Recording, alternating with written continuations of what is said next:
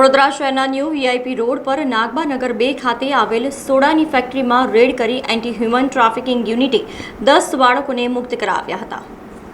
વડોદરા શહેરના new VIP road પર આવેલા નાગબા નગર 2 ખાતે જ્યોતિ બોટલિંગ નામની સોડાની ફેક્ટરીમાંથી 10 બાળકોને એન્ટી હ્યુમન ટ્રાફિકિંગ યુનિટે મુક્ત કરાવ્યા છે, જ્યાં બાળ મજૂરી કરાવવામાં આવતી હતી।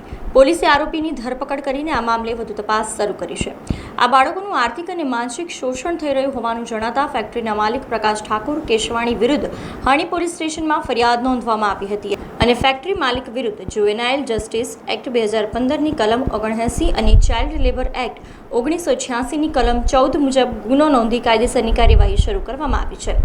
મુક્ત કરી 10 બાળકો અને તેમના પરિવાર સાથે એન્ટી હ્યુમન ટ્રાફિકિંગ યુનિટની ટીમ દ્વારા યોગ્ય કાઉન્સેલિંગ કરવામાં આવ્યું હતું અને બાળકો ફરીથી બાળમજૂરીમાં ના જાય તે માટે જરૂરી સમજ આપવામાં આવી હતી અને તેમને તેમના સગા સંબંધીઓને સોંપવામાં આવ્યા હતા।